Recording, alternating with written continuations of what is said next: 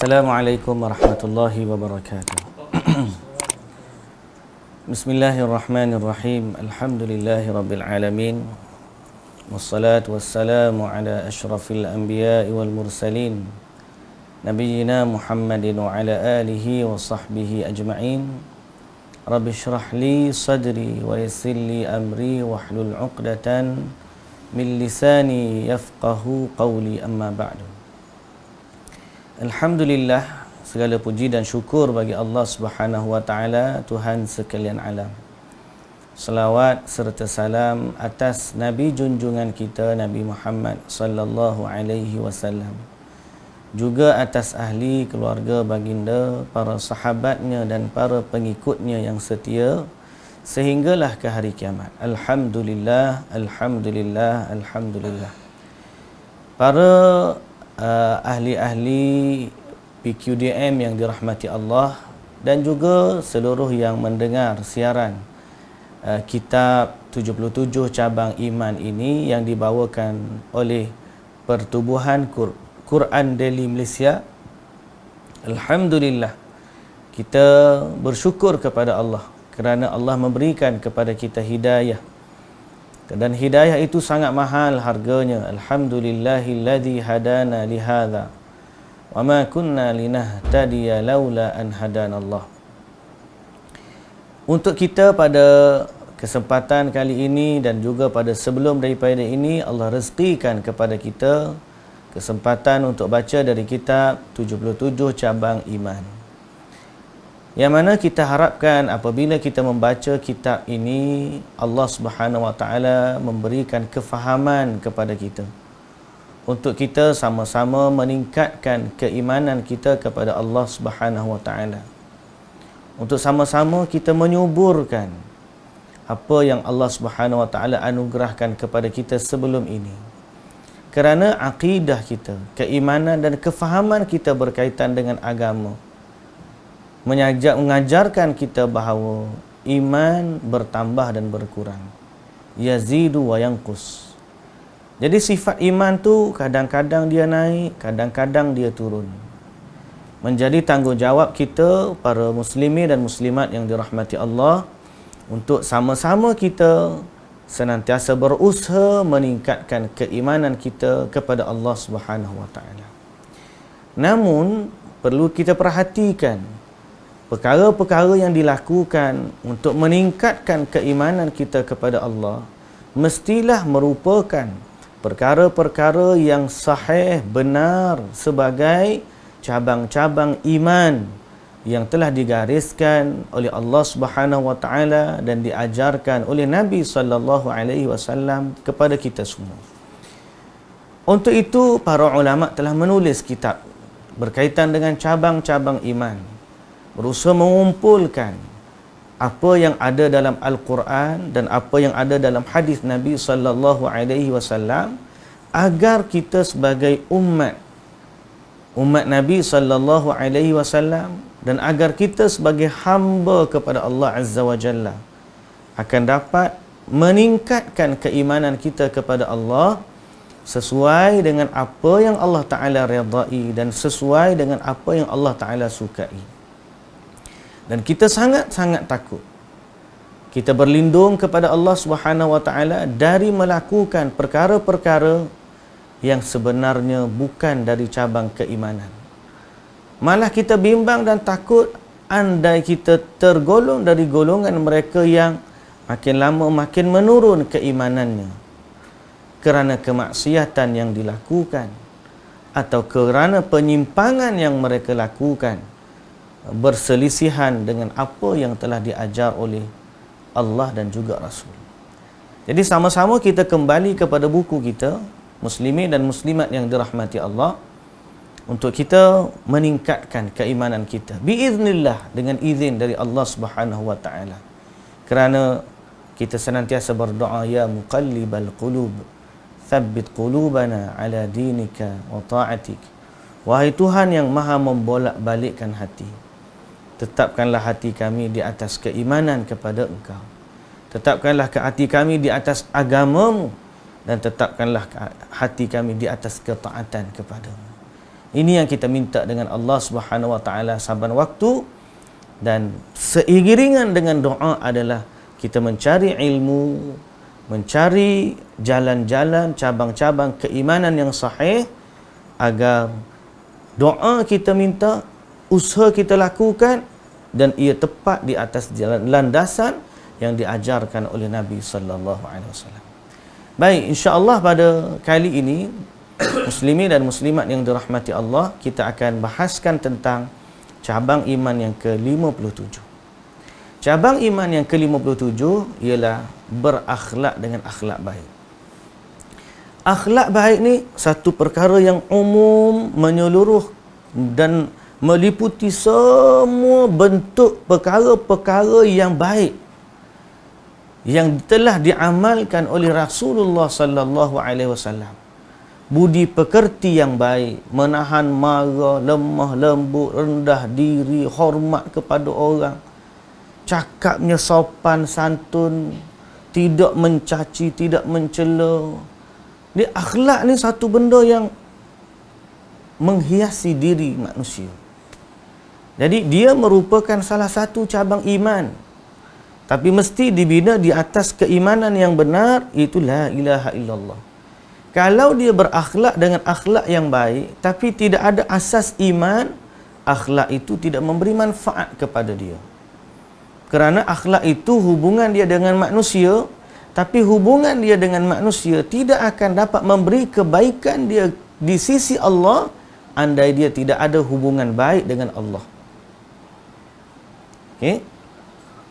Tapi kalau dia ada iman kepada Allah, hubungan dia dengan Allah tu baik, lalu hubungan dia dengan manusia juga baik, maka hubungan dengan manusia ni akan menjadi nilai tambah untuk dia dan memberi kebaikan kepadanya setelah daripada dia beriman dan berbuat baik kepada Allah Subhanahu wa taala.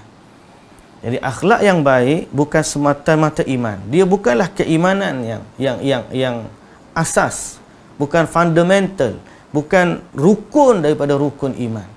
Tetapi dia merupakan satu perkara yang sangat-sangat besar peranannya dalam meningkatkan keimanan kepada Allah. Malah tidak ada perkara yang paling memberatkan timbangan amalan seseorang hamba di hadapan Allah Subhanahu wa taala lebih berat daripada akhlak yang baik.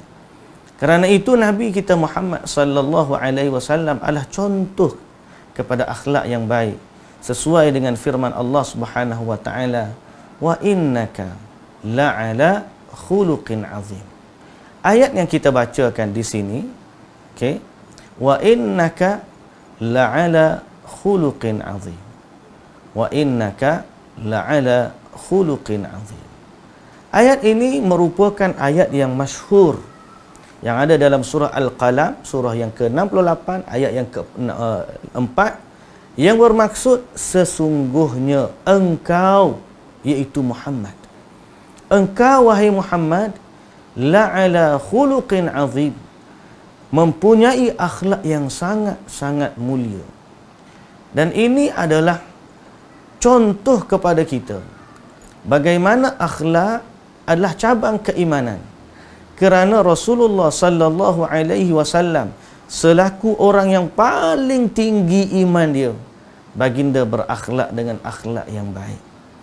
So kalau Nabi itu berakhlak, bererti kita berakhlak dengan baik, bererti kita mencontohi Nabi sallallahu alaihi wasallam, dan mencontohi Nabi termasuk daripada keimanan. So siapa-siapa yang berakhlak dengan akhlak yang baik, insya-Allah dengan akhlak yang mulia itu dia boleh menambahkan keimanan dia kepada Allah Subhanahu wa taala dan boleh memberikan pahala yang berganda-ganda kepadanya. Begitu juga Al-Quran bukan sekadar memuji Nabi dengan akhlak yang baik. Dalam Al-Quran ada juga contoh-contoh secara spesifik, detail, macam manakah akhlak yang baik itu. Selain daripada yang dicontohkan oleh baginda Nabi sallallahu alaihi wasallam, Allah jelaskan juga di dalam Al-Quran apa itu akhlak-akhlak atau nilai-nilai yang baik yang patut diamalkan dan seorang muslim menghiaskan dirinya dengan akhlak dan nilai itu. Kita baca lagi satu ayat. Allah Subhanahu wa taala berfirman, "Wal kadhiminal ghaidha wal 'afina 'anil nas. Wallahu yuhibbul muhsinin." Okey. Dalam ayat ni ada beberapa nilai yang baik yang Allah Taala jelaskan. Surah Ali Imran, surah yang ketiga, ayat 134. Yang sebenarnya ayat ini, kalau kita pernah bacalah, senantiasa baca dan kita tahu ayat ni ayat di mana, surah Ali Imran, dia bukanlah ayat penuh. Telah mendahuluinya beberapa perkataan dalam ayat ini. Terdahulu Allah Ta'ala kata, "Wasari'u ila maghfiratin min rabbikum wa jannatin 'arduha as-samawati wal ardu u'iddat lil muttaqin." Maka bersegeralah dan bersegeralah, berlumba-lumbalah kepada keampunan Tuhanmu dan bersegeralah menuju syurga yang luasnya langit dan bumi yang Allah sediakan kepada orang-orang yang bertakwa. Lalu Allah Ta'ala menyebut sifat-sifat orang yang nak masuk syurga tu, orang yang bertakwa tu macam mana? Alladzina yunfiquna fis sarra'i wad-dharra' wal kadhimina al-ghaidha wal 'afina 'anil nas wallahu yuhibbul muhsinin. Siapa mereka orang bertakwa? Alladzina yunfiquna fis sarra'i wad-dharra'. Orang yang menginfakkan harta dia waktu dia senang, waktu dia gembira, dia senanglah, dia bagi harta dia. Bukan setakat tu, waktu dia susah pun dia infak juga. Ini akhlak. Orang yang mana dia sanggup mengorbankan dirinya walaupun dia memerlukan harta tersebut. Tetapi bila dia melihat ada orang yang lebih perlu kepada harta itu daripada dia, dia infakkan harta itu kepada orang. Akhlak, satu pengorbanan untuk diri. Wal kadhiminal ghaidh. Kemudian mereka juga orang yang menahan marah.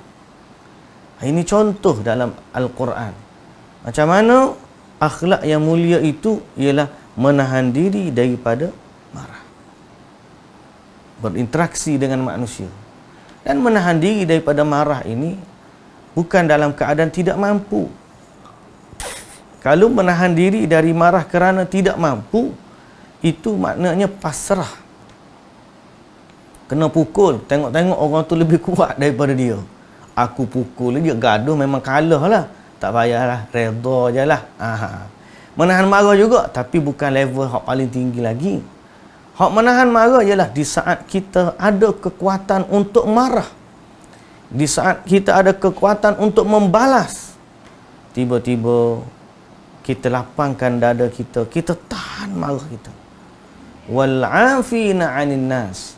Dan kemudian, dan juga orang-orang yang memaafkan kesalahan. Bukan setakat tidak marah, dia maafkan kesalahan orang tu. Dan para pemaaf ini antara mereka yang berakhlak dengan akhlak yang mulia. Dan Allah Subhanahu wa taala mengajarkan, bukan sekadar dalam ayat ini, dalam ayat yang lain Allah Taala menggalakkan, andai kata ada keluarga dibunuh, memang boleh untuk hukum balas kepada si pembunuh, tetapi Allah Subhanahu wa taala menggalakkan untuk memaafkan kesalahan. Andai orang itu layak untuk menerima kemaafan dan dia sudah pun bertaubat kepada Allah Subhanahu wa taala. Justru akhlak ini satu perkara yang sangat istimewa. Sangat istimewa, ada pada Nabi sallallahu alaihi wasallam, ada dalam Al-Quran, dan merupakan antara perkara yang paling berat timbangannya di hari akhirat ini.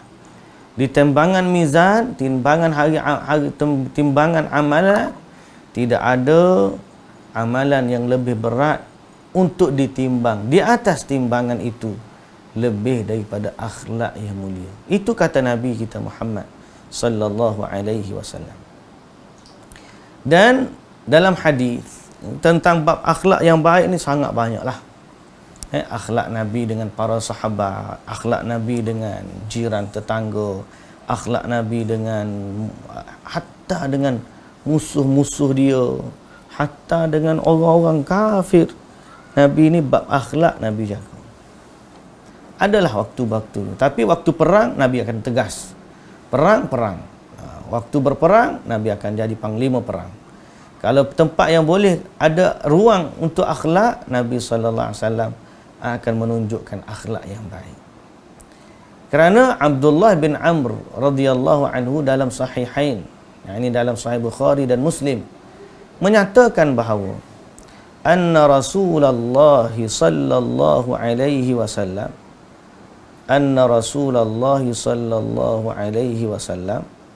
okey, sorry, ini bukan, tak ada back dia, kena padam.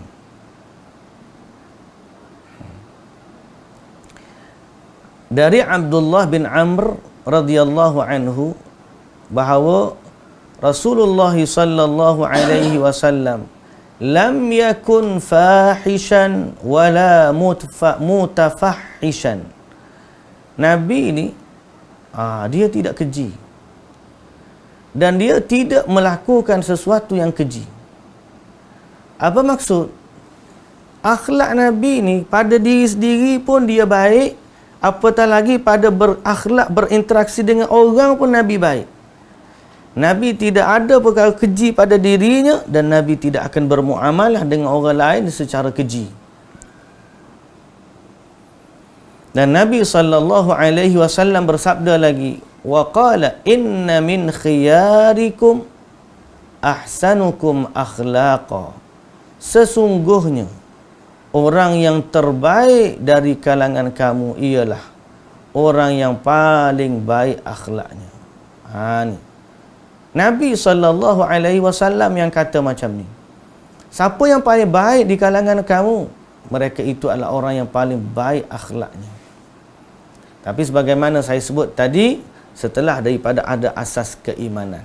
Kalau dia tak ada asas keimanan, akhlak dia baik setara mana pun, dia tidak akan menerima kebaikan itu kerana dia telah buruk akhlaknya dengan Tuhan yang telah menciptakannya. Jadi kalau dia okey dengan Tuhan yang menciptakannya, lalu akhlak dia setelah itu akhlaknya baik, barulah memberikan nilai tambah kepada keimanan yang asas. Sekiranya dia tidak ada iman kepada Allah, kemudian dia berakhlak dengan akhlak yang baik, maka akhlak yang baik itu akan Allah balas di dunia, tapi dia tidak akan mendapatkan balasan yang baik di akhirat kerana dia telah berbuat buruk dengan penciptanya, iaitulah kufur dan mempersekutukan penciptanya dengan sesuatu. Jadi ini yang kita kena faham. Akhlak ni dia adalah bunga, aksesoris. Kalau kita berakhlak, nilai tambah. Tapi asasnya iman kepada Allah Subhanahu Wa Taala. Banyak orang kadang-kadang memanglah akhlak ni panggil pengaruh dia sangat besar dalam agama seseorang. Sehingga ada orang bila dia tengok orang akhlak baik, oh inilah Islam. Padahal orang tu tidak beriman kepada Allah. Maka kita katakan bahawa akhlak yang baik diawali dengan keimanan kepada Allah. Kalau dia baik akhlaknya dengan Allah, maka insya-Allah kebaikan dia dengan makhluk memberi kebaikan kepada, memberi manfaat kepada dia. Tapi kalau dia buruk akhlak dia dengan penciptanya sendiri, maka tidak ada ruang untuk dia digelar orang yang berakhlak yang baik, walaupun dia berbuat baik kepada sekalian makhluk-makhluk Allah Subhanahu Wa Taala. Jadi ini yang kita kena faham dan betulkan masyarakat kita. Kadang-kadang orang kata, oh tengok ni Jepun lagi Islam daripada kita, Sweden lagi Islam daripada kita. Itu bukan Islam. Itu baru sekadar nilai-nilai yang baik.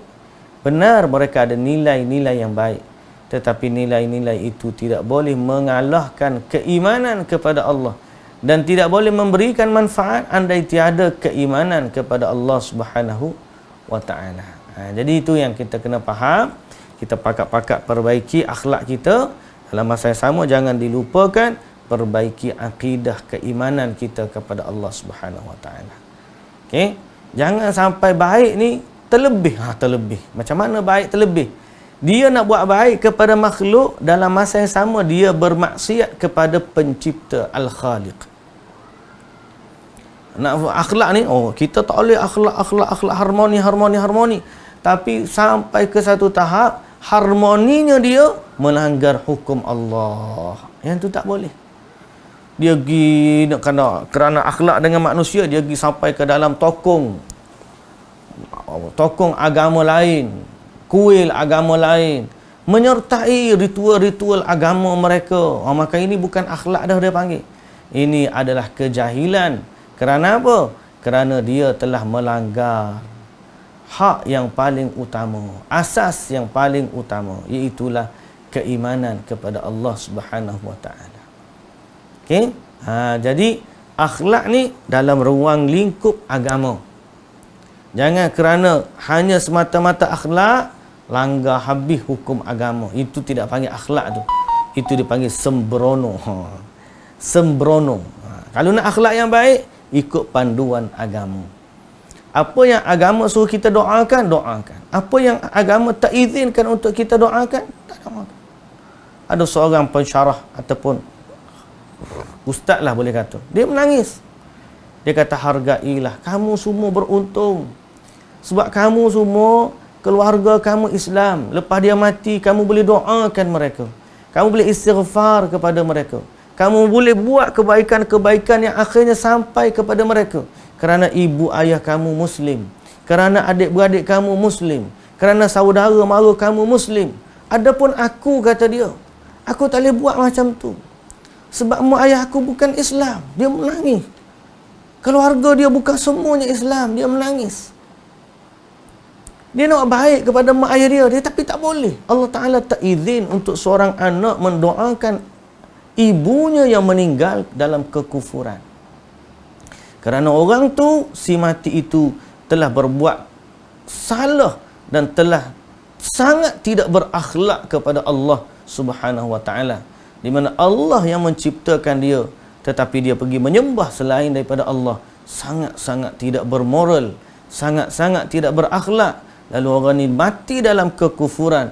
Allah mengharamkan seorang Muslim mendoakan orang yang kafir yang meninggal dalam kekufuran. Jadi tak termasuk akhlak kalau orang tu, saya nak doa juga, biarlah Allah Ta'ala larang apa, saya nak doa juga. Itu namanya tidak berakhlak, malah biadab serta kurang ajar dengan Allah Azza wa Jalla.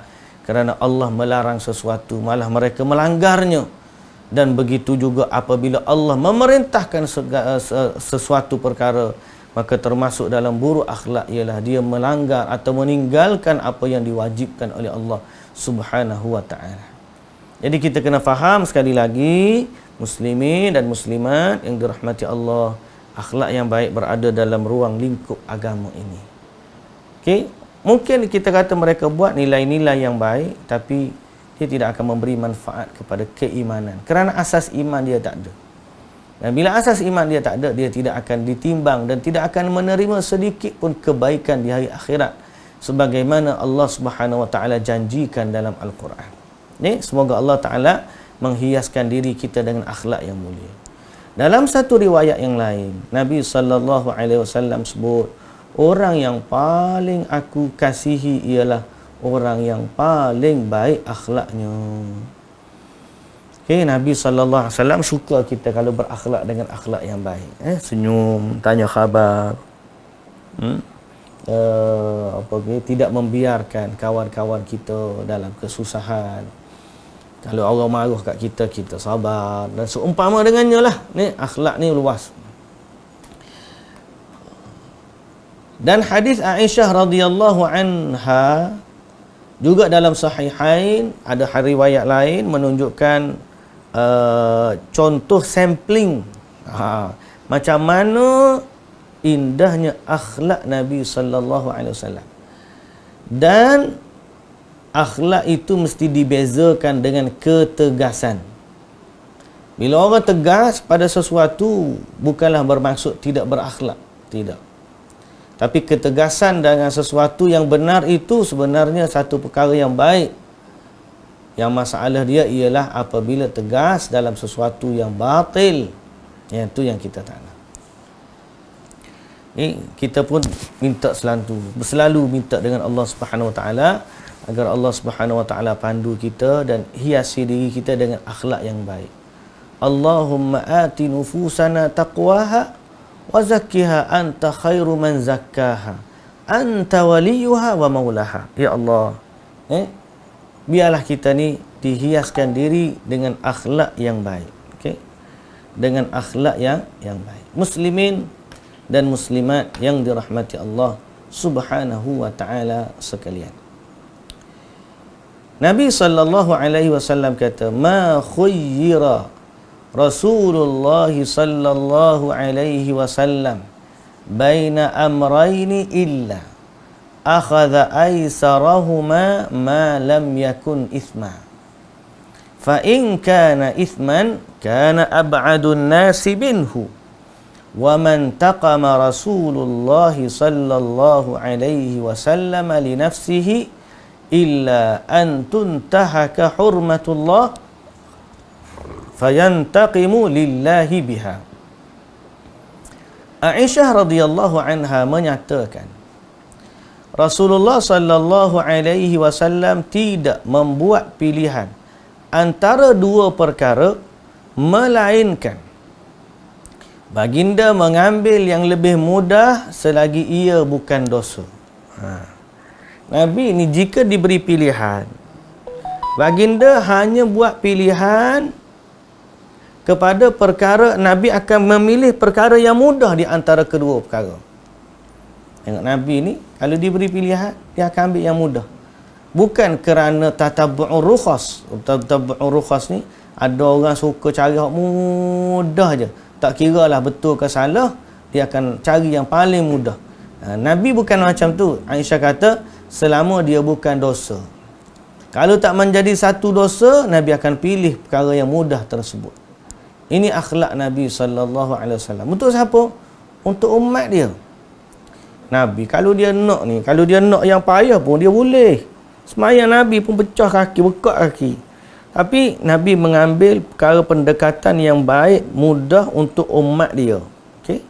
Sehingga Aisyah kata kalau ada dua pilihan, Nabi sallallahu alaihi wasallam akan ambil yang paling mudah. Tapi dengan syarat malam yakun ithma, selama pilihan itu tidak menjadi satu dosa. Dan saya sebut tadilah, kita sebut kalau akhlak kita dengan Allah tak settle, dosa, maka tak adalah akhlak yang dengan manusia tu. Jadi bagi contohlah Nabi ni dia akan pilih yang baik selama yang baik tu bukan jadi satu dosa. Fa in kana ithman, kalau sekiranya perkara itu dosa, kana ab'adun nasi minhu, Nabi adalah orang yang paling menjauhkan diri darinya. Ini akhlak Nabi. Wa man taqama Rasulullah sallallahu alaihi wasallam li nafsi, dan tidaklah Rasulullah sallallahu alaihi wasallam membalas satu perbuatan untuk dirinya. Tak ada kata Nabi pergi kat orang tu sebab aku nak balas dendam, tak puas hati sebab aku gini. Oh, tak ada. Nabi dia tidak pesen buat tu untuk diri sendiri, tak ada. Kalau dia tak puas hati dengan orang, dia tak pernah balas kerana perbuatan tu berkaitan dengan dirinya sendiri. Sebaliknya, Nabi sallallahu alaihi wasallam dia akan marah sekiranya kehormatan Allah dicabul. Ada orang tak buat tak kena dengan perkara yang Allah Taala suruh, ataupun dia tidak menghormati penghormatan Allah Taala, ataupun kehormatan Allah Taala itu dicabul. Disilah dicabul ni dilanggar lah. Perkara yang Allah haramkan, perkara yang Allah tak nak bagi, tiba-tiba dia langgar, maka di saat itu Rasulullah sallallahu alaihi wasallam akan membalasnya kerana Allah. Ini akhlak Nabi. Dia tak ada saja-saja nak pukul, kau saja-saja tak ada. Nabi ni bukan pesen macam tu. Bukan sifat dia macam tu. Sebaliknya Nabi sallallahu alaihi wasallam baginda akan buat baik apabila perkara berkaitan dengan redha Allah, tapi bila perkara berkaitan dengan kemurkaan Allah Subhanahu wa taala, dia akan tegas. Okey. Dia akan tegas. Baik. Dengan sanad yang bersambung kepadanya, Abu Bakar Al-Baihaqi memberitahu kami bahawa katanya, maksud akhlak yang baik ialah sejahtera jiwa ke arah melakukan perbuatan yang bermanfaat dan terpuji. Hal ini ada kalanya terjadi terhadap zat Allah dan kadang-kadang terjadi sesama manusia. Apa dia? Sejahtera jiwa untuk melakukan perkara yang baik, perkara terpuji. Sama ada terpuji itu pada hak Allah ataupun yang terpuji itu pada sesama manusia. Jadi dia kata sini kadang-kadang terjadi pada hak Allah, kadang-kadang terjadi pada hak manusia. Apa dia? Bab akhlak tadi. Pada Allah ialah seorang hamba merasa lapang dada terhadap segala suruhan dan larangan Allah Ta'ala dengan melaksanakan apa yang diwajibkan atasnya. Jadi akhlak dengan Allah ni apa dia? Bila Allah suruh kita buat akhlak tu. Kalau Allah suruh nanti saya fikirlah, nantilah dulu macam mana. Jam. Akhlak ni bukan sekadar dengan manusia, dengan Allah kita kena berakhlak. Macam mana akhlak dengan Allah? Ialah apabila Allah memerintahkan sesuatu, maka kita berlapang dada terhadap suruhan dan larangan Allah, dan kita laksanakan apa yang diwajibkan ke atas kita, dan kita melakukan perkara tersebut dalam keadaan tenang dan juga gembira. Ni akhlak. Ada seorang wanita, dia kata dia senang mentaati suaminya. Ada orang terpaksa, dia rasa berat lah. Mentaati suami ni satu benda yang berat. Mentaati suami ni satu benda yang Allah musta'an, pada dianya sangat-sangat payah untuk dilakukan. Okey? Dia rasa macam tu. Tapi seorang wanita sebaliknya, dia rasa senang, dia rasa tenang, dia rasa bangga, dia rasa bahagia. Lalu dia kata apa? Kerana aku telah memilih dia. Aku telah memilih dia untuk menjadi raja dalam kehidupan, dalam hidupku. Kalau dia suruh aku berdiri, aku berdiri. Kalau dia suruh aku duduk, suruh duduk. Kalau dia tak bagi keluar rumah, aku tak keluar rumah. Kalau dia ajak ke jalan, dia. Maknanya apa? Ketaatan dia kepada suami. Tapi bukan kerana suami itu semata-mata. Kerana yang memerintahkan dia mentaati suami itu adalah Allah Subhanahu Wa Taala. Jadi akhlak dengan manusia ada kaitan dengan akhlak dengan Allah Subhanahu Wa Taala. Berbuatlah baik kepada manusia atas dasar mentaati Allah Subhanahu Wa Taala. Maka di saat itu insya-Allah dia akan mendapatkan ganjaran dan dia akan berada dalam keadaan tenang dan gembira. Ini antara akhlak. Jadi ada kalanya akhlak ni berkait dengan zat Allah, ada kalanya berkait dengan hak manusia. Dalam contoh tadi, dua-dua soal suami isteri, suami buat baik kepada isteri kerana sayang dan kerana taat kepada Allah. Begitu juga kerana isteri mentaati suami kerana dia sayang kepada suami dia, dan juga lebih-lebih lagi kerana dia mentaati Allah Subhanahu Wa Taala. Yang memerintahkan kita supaya berbuat baik kepada manusia lain bukan kerana manusia tersebut, tapi kerana Allah Subhanahu Wa Taala. Jadi ini antara akhlak dengan Allah lah. Begitu juga dia meninggalkan apa yang dilarang ke atasnya dalam keadaan redha. Bila Allah tak bagi, dia redha. Lalu itu baik akhlak dengan Allah. Tidak berasa sempit dan bersungguh-sungguh melakukan kebaikan yang sunat.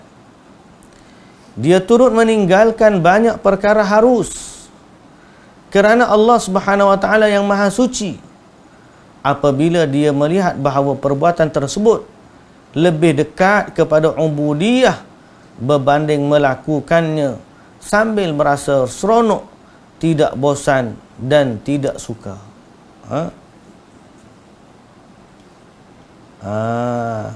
Jadi kadang-kadang sampai ke tahap akhlak dia dengan Allah, benda yang harus Allah Ta'ala benarkan, tapi dia rasa kalau dia tinggal tu lebih mendekatkan dia kepada Allah, lalu dia tinggalkan perkara tersebut.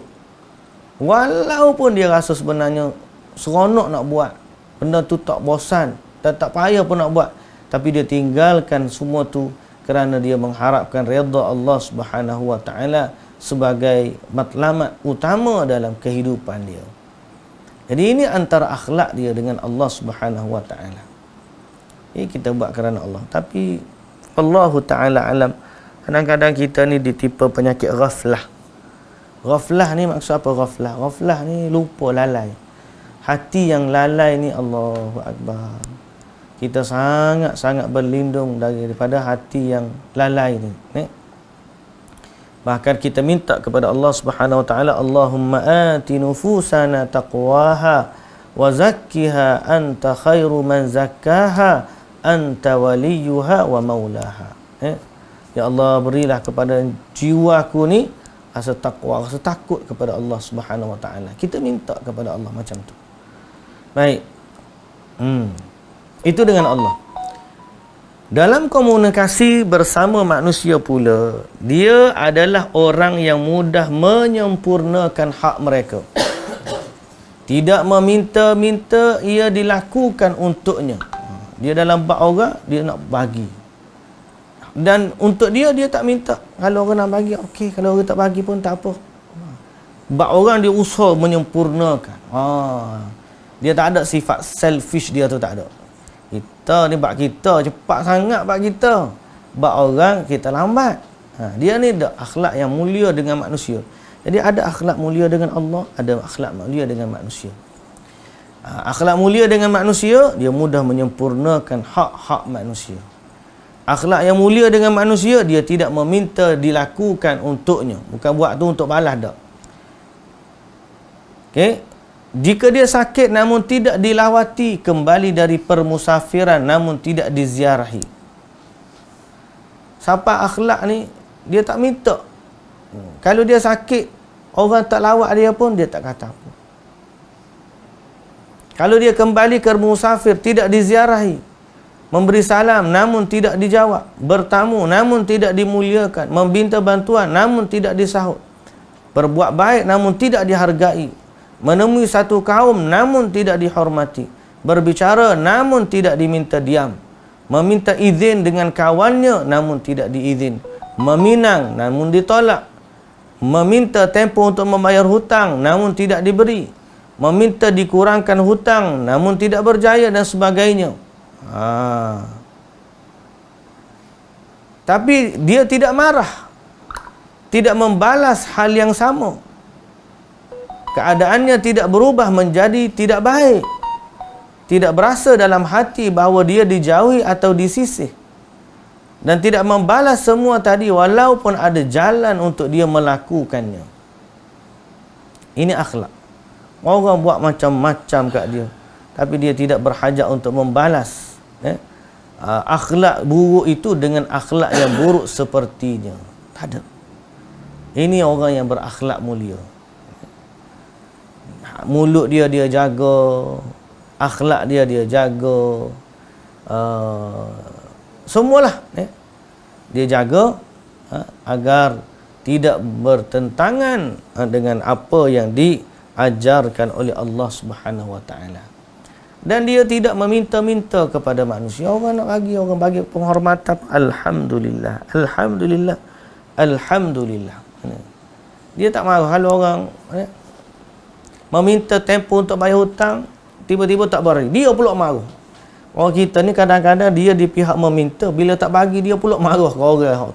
Padahal kawan tu ni lagi buruk akhlak lah macam ni. Kawan tu yang ada kuasa. Dia ni nak minta je, orang tak bagi dia marah kat tu. Salah orang tu pula tak bagi kat dia. Padahal itu hak orang tu. Kalau dia minta maaf, orang tu tak nak maaf, jangan marah. Apa nak marah? Apa dia gini orang minta maaf tak maaf? Itu hak dia. Jadi orang yang baik akhlak dia, kalau andai kata orang tak maaf, tak apalah dia kata. Saya doakan awak dengan baik, saya minta maaf dengan awak, tapi kalau awak tak nak maaf saya nak macam mana? Saya doakan Allah Ta'ala bagi keampunan kepada kita semua, dan atas kesalahan-kesalahan saya pun minta maaf sungguh. Saya minta ampun kepada Allah Subhanahu Wa Ta'ala. Biarlah Allah tak maaf pun tak apalah. Sebab dia tidak berhajat kepada, dia tidak terikat dengan balasan daripada manusia berkaitan dengan apa yang dia lakukan. Ini akhlak. Ini akhlak. Baik.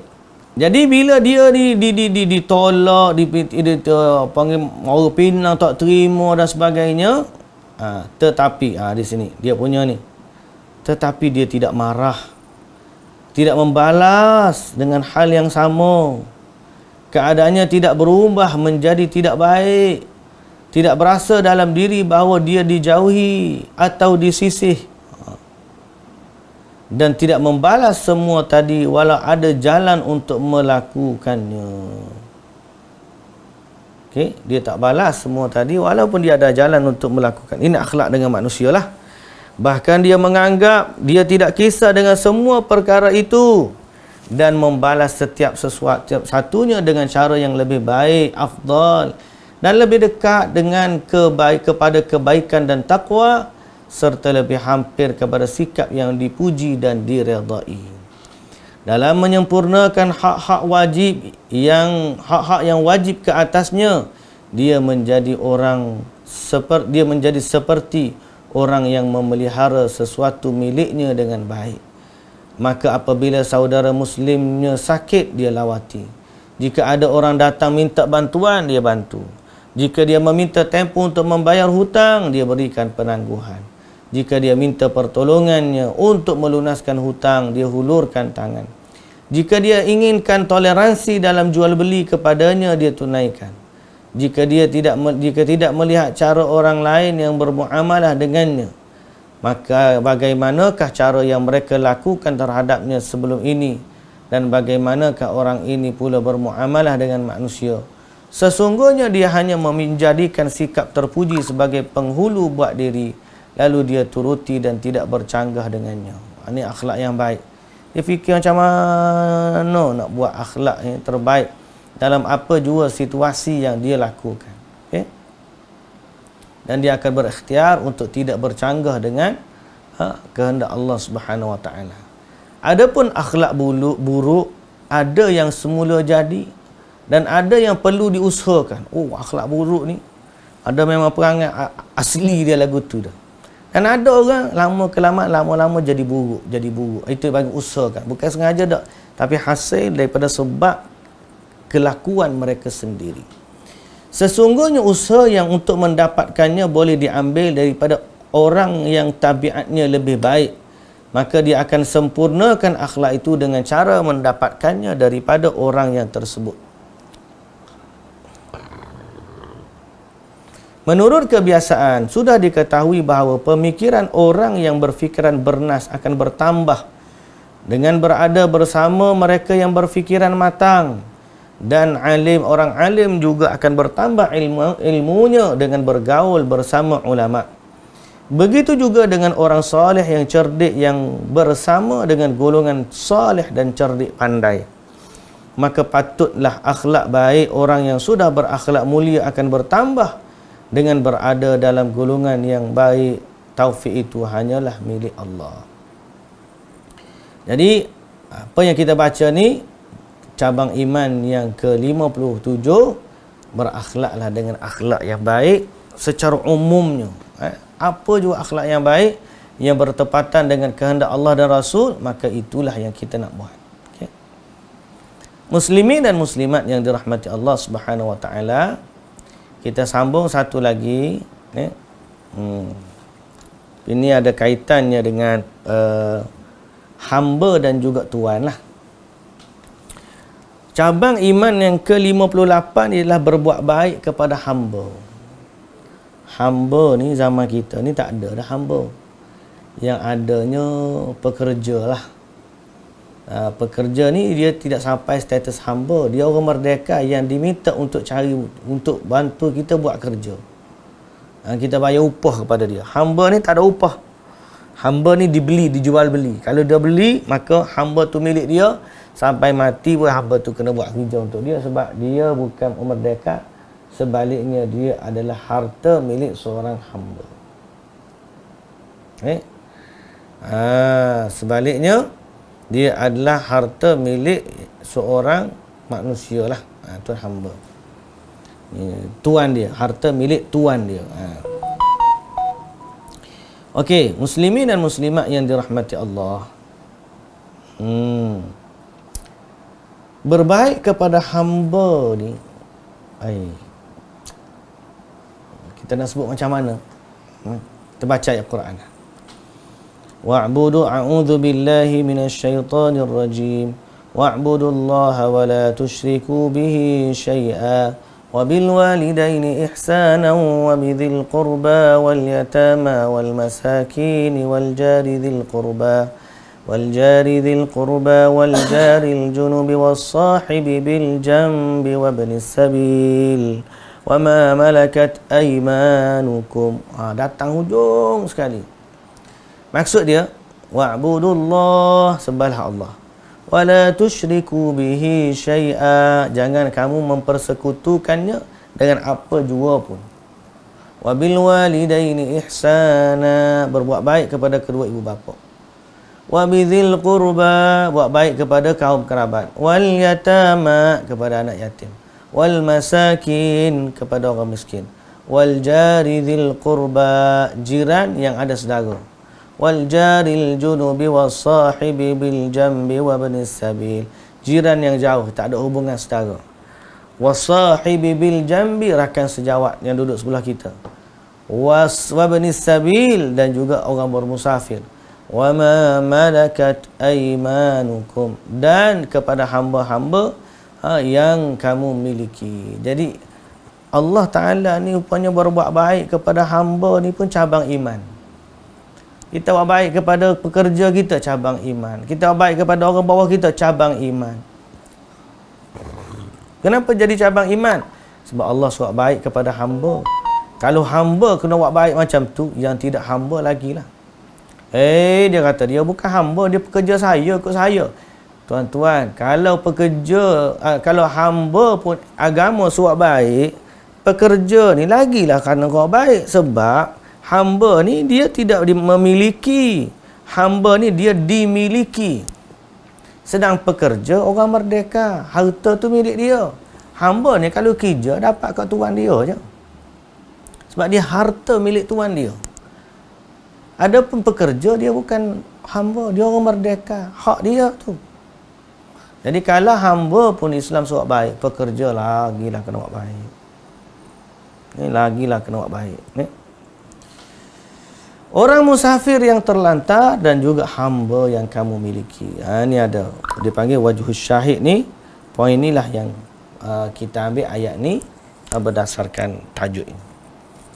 Baik, kemudian dalam hadis dari Ma'rur bin Suwaid radhiyallahu anhu dalam Sahihain, dia kata ra'aitu Aba Dzarr al-Ghifari radhiyallahu anhu wa alayhi hullatun wa ala ghulamihi hullatun mithluha fasa'alnahu an dhalika qala inni sababtu rajulan fashakani ila Rasulillah sallallahu alaihi wasallam faqala li Rasulullah sallallahu alaihi wasallam a'ayyartahu bi ummihi innaka mru'un fika jahiliyah thumma qala inna ikhwanakum khawalukum wa ja'alahumullahu tahta aydikum faman kana akhuhu tahta yadayhi falyut'imhu mimma ya'kul wal yulbishu mimma yalbas wa la tukallifuhum minal amal ma yaghlibuhum fa in kallaftumuhum ma yaghlibuhum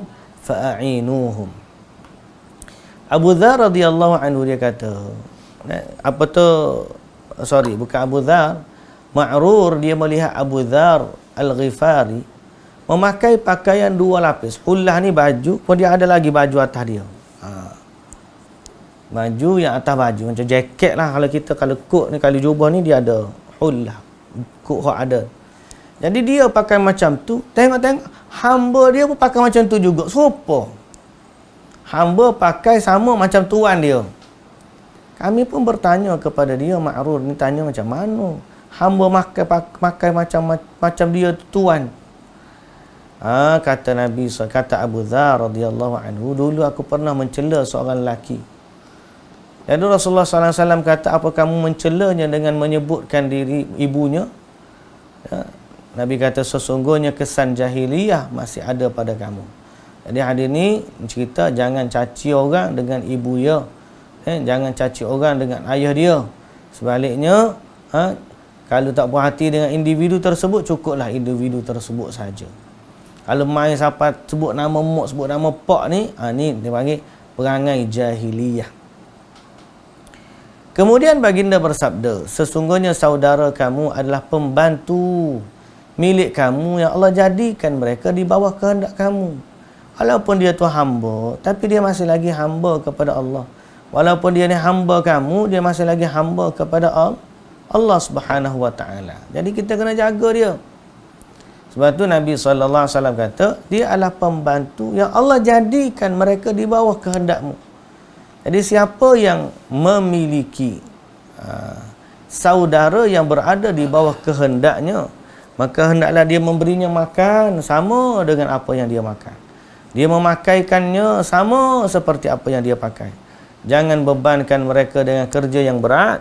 Jika kamu tetap membebankan mereka dengan kerja yang berat, maka bantulah mereka melaksanakannya. Jadi ini antara akhlak yang ada pada Abu Dzar radhiyallahu anhu, dan dia ambil ayat ni kerana dia dengar, dia jadi macam ni kerana dia dengar sabdaan Nabi sallallahu alaihi wasallam untuk menjaga hamba. Jadi berbalik kepada kita, zaman kita tak ada hamba, tapi ada kuli dan juga majikan. Bagi kuli-kuli atau bagi majikan-majikan yang beriman kepada Allah Subhanahu wa taala, jagalah orang yang di bawah mereka seperti mana yang diperintahkan oleh Allah Subhanahu wa taala. Tapi oleh kerana dia ni harta kita, tak adalah kita ni nak kena serupa dari sudut menu, serupa dari sudut, maknanya kalau kita ada makanan, biarlah dia ada makanan. Kalau kita ada pakaian, biarlah dia ada pakaian. Jadi itu makna kita berbuat. Sekarang ni bukanlah kita kata nak kena beli untuk dia, padahal dia tu pekerja kita, dia ada gaji dia, tu biar dia belilah. Tak ada kaitan dengan kita. Cumanya jangan sampai kita menzalimi hak dia sehingga dia tak boleh buat apa yang kita menzalimi hak dia lah. Kita ambil hak dia, jangan. Baik, jadi hadis ni, kalau kita nak jangan bebankan dia juga dengan kerja-kerja yang terlalu berat, yang dia tak mampu ni. Bukan kata kerja berat ni. Zaman kita ni, hak ringan zaman dulu pun kita dah anggap berat, padahal ringan baru. Jadi makna berat ringan ni kembali kepada uruf dia. Jika kamu tetap membebankan mereka dengan tugas yang berat, maka bantulah mereka. Ini adalah panduan agama dalam soal kita berakhlak dengan manusia dan juga berakhlak dengan Allah Subhanahu wa taala.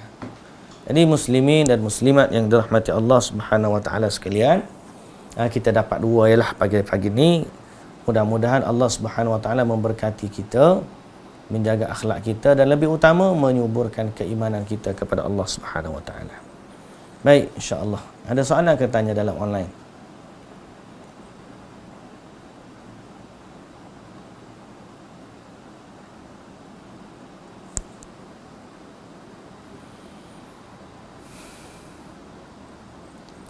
Tak ada kot.